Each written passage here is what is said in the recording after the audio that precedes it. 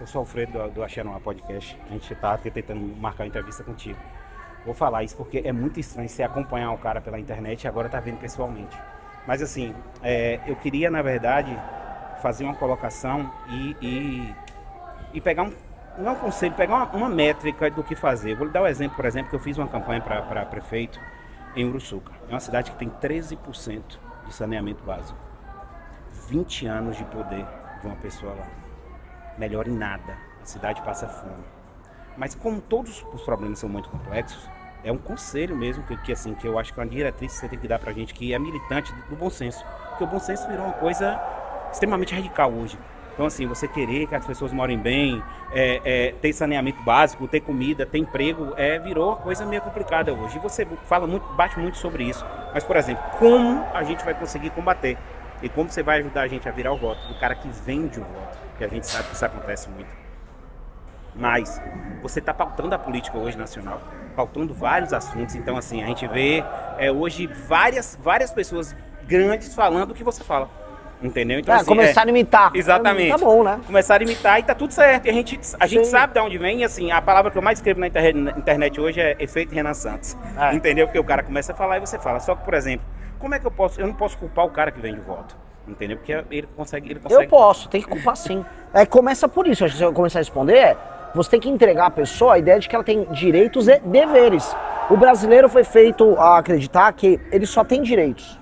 Então eu tenho direito a isso. Não, você tem deveres. E um dos deveres é não venda teu voto, porque é crime. E tem que ser preso.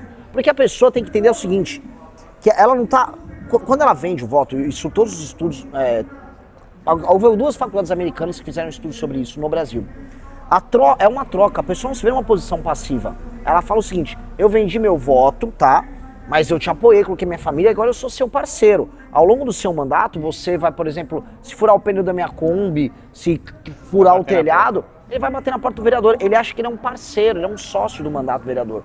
Então não tem trouxa na relação. As pessoas, elas sabem o que elas estão fazendo, então elas têm que ser exigidas a tomar uma posição diferente. E a gente tem que acordar as demais pessoas que não vendem voto, e mesmo as que vendem e acham isso natural, a tomar o susto. Foi o que eu fiz no Maranhão. Eu comecei a falar, vocês vendem um voto e eu vou prender vocês se eu fizer isso de novo.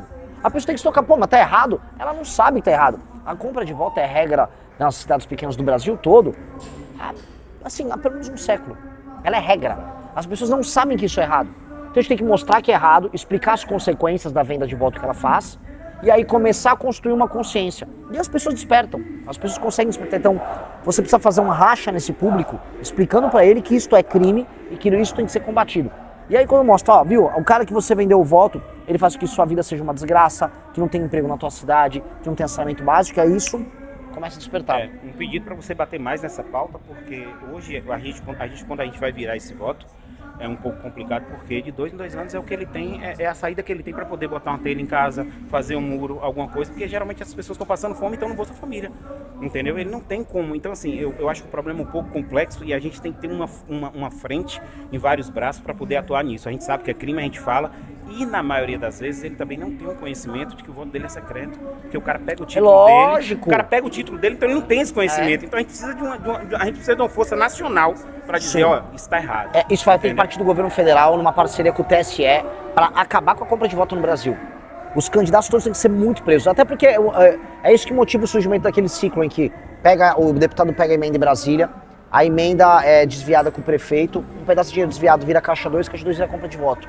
Esse é o jogo que a gente precisa quebrar. Tranquilo, velho, prazerzão. Muito obrigado.